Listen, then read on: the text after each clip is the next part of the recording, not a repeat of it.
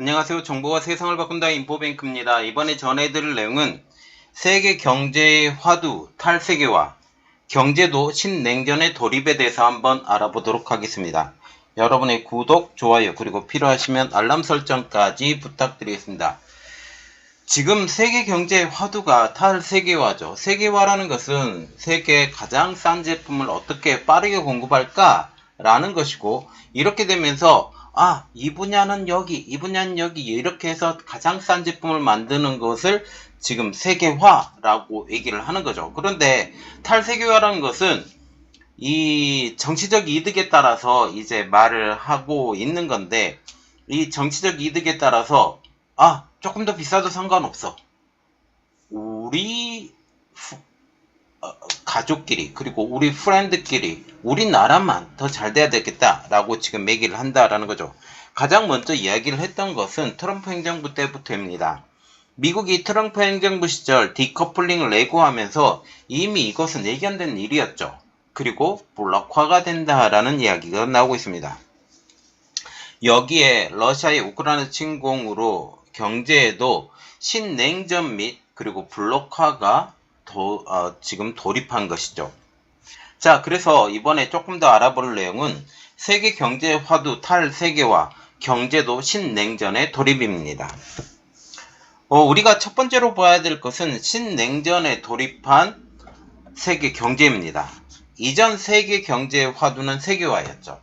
어떻게 하면 더 싼 제품. 그래서 미국의 많은 기업들이 해외에 진출했고, 일본도 이 말레이시아나 아니면 싱가포르 이러한 동남아시아 쪽으로 이렇게 진출을 하고, 일본 기업들도 그곳에 다른 베트남이나 이런 곳에서 지금 공장을 짓고 만들기 시작했던 것이 다 세계화의 열풍이었고, 중국이 클 수 있었던 것도 다 세계화의 열풍 때문이었습니다. 그런데 트럼프 행정부 시절 중국에 대한 디커플링을 선언을 하죠. 이 이후 세계화의 위세가 급격하게 약화가 됩니다. 가장 먼저 두들겨 맞았던 데가 바로 화웨이라는 사실이죠.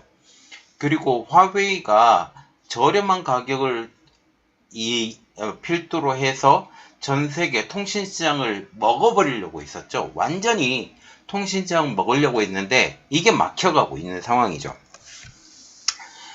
지금 리쇼링 그리고 프렌드쇼링, 디리스킹 이것이 모두 세계화의 위세를 약화시킨다라는 거죠.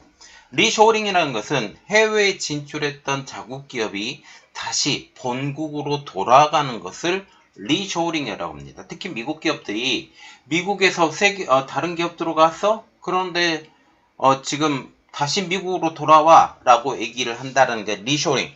프렌드쇼링은 자국 기업과 경제의 궤를 같이 하고 지금 생각의 궤를 같이 하는, 자유진영이면 자유진영끼리, 그리고 공산진영이면 공산진영끼리, 사회진영이면 사회진영끼리.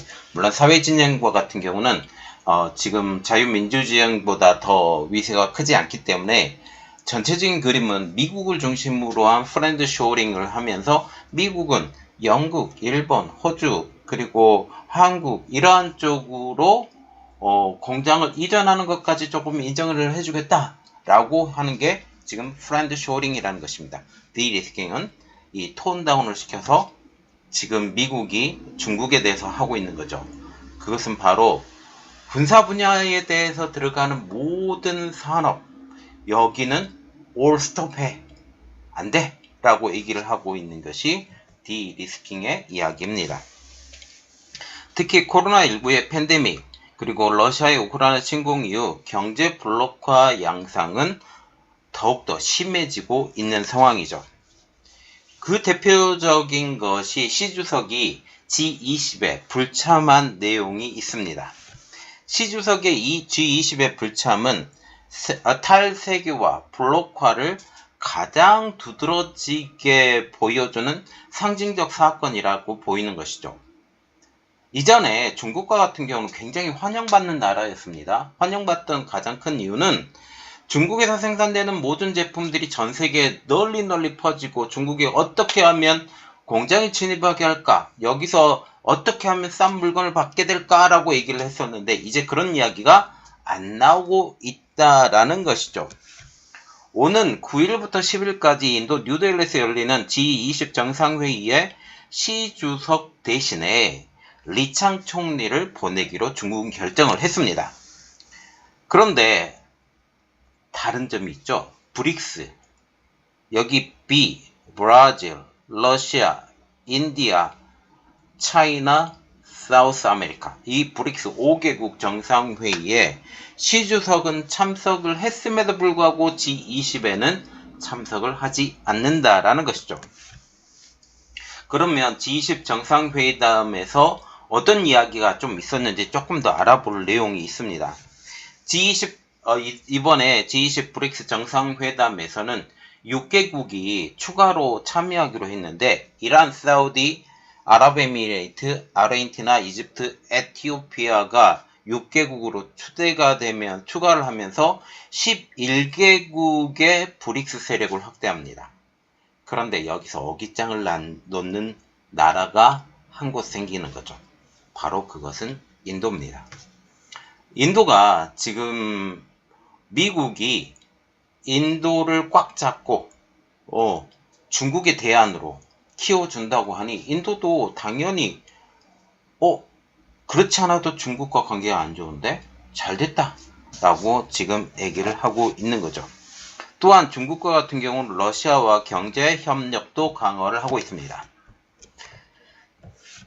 지금 아세안 지역도 지금 탈세계화를 지금 얘기를 하고 있는데 자, 아세안 국가들은 구단선, 남중국해 문제 때문에 중국과 갈등을 겪고 있다.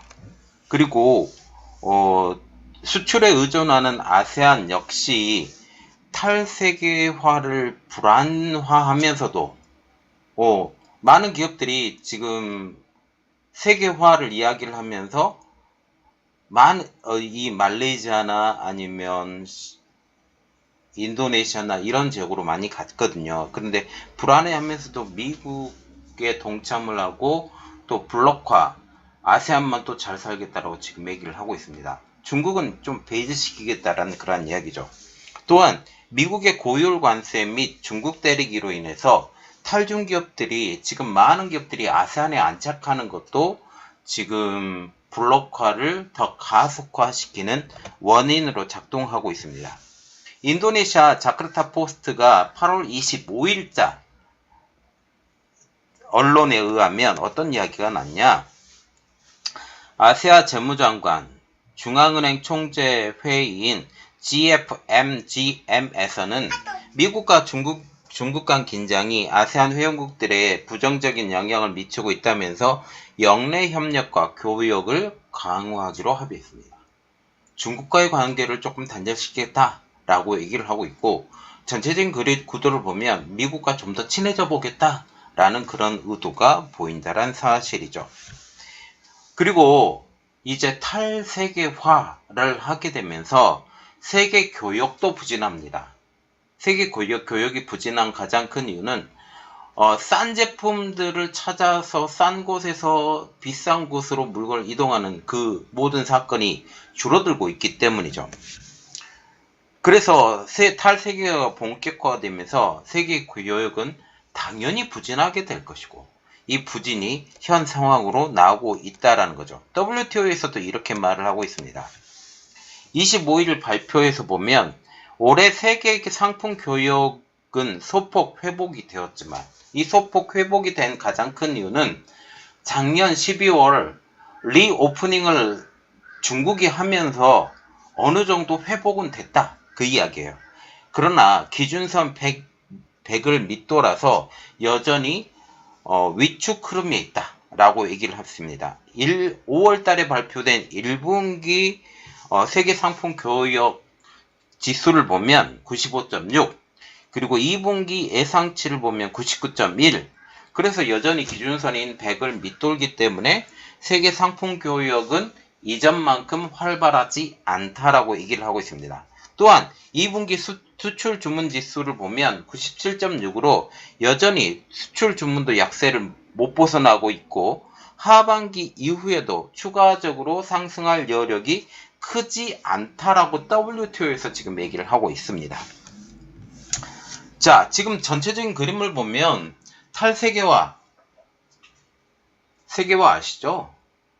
가장 싼 제품을 가지고 그러니까 중국이 계속 커왔죠. 그리고 중국 입장에서도 중국 제조 2025를 하면서 이제 싼 제품은 우리는 더 안 만들어. 이제 첨단 산업 제품을 만들어야 되겠어 라고 지금 얘기를 하고 있고, 미국도 그것을 겨냥을 해서 첨단 산업 너희들 안 돼. 농업사회나 아니면 그냥 조립산업으로 너희들이 남아있어. 아니면 지금 섬유산업이나 고부가가치 산업이 아닌 저부가가치 산업은 너희들은 해도 괜찮해 라고 얘기를 하고 있습니다. 자, 지금 계속적으로 이야기가 나오고 있는 게 히토류 이야기가 나오고 있어요.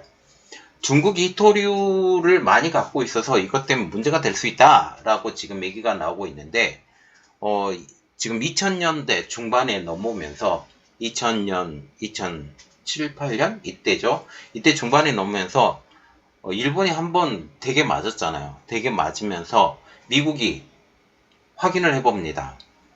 히토리가 무엇인데 일본이 이렇게 꼬그라지는가 라고 검사를 했고, 그러면 우리나라에도 있는 거 한번 확인해봐. 미국 내. 확인해본 결과 미국 내 다 있어요. 우리가 개발을 하지 않았지 너희들에게 끌려갈 이유는 없어 라고 지금 얘기를 하고 있고, 실질적으로 이번에 갈륨이나 게르마늄 제품에 대한 수출 중단을 했어도 지금 미국은 끄떡하지 않습니다. 끄떡하지 않는 가장 큰 이유는 뭐냐면, 미국은 이것 때문에 큰 역효과가 안 난다는 사실이죠. 중국도 이걸 알고 있어요. 그런데 어떻게 한번 비교해볼까 했는데 안 된다라는 거죠. 결국 세계화에서 가장 크게 치명타를 받고 있는 나라는 세계화에서 지금 탈세계화를 하면서 가장 큰 치명타를 받고 있는 나라는 바로 중국이라는 사실입니다. 그리고 러시아고요. 자, 이번 내용은 여기까지 하겠습니다. 저희 내용이 여러분들에게 도움이 되셨다고 생각을 하시면 구독, 좋아요, 그리고 필요하시면 알람 설정까지 부탁드리겠습니다. 감사합니다.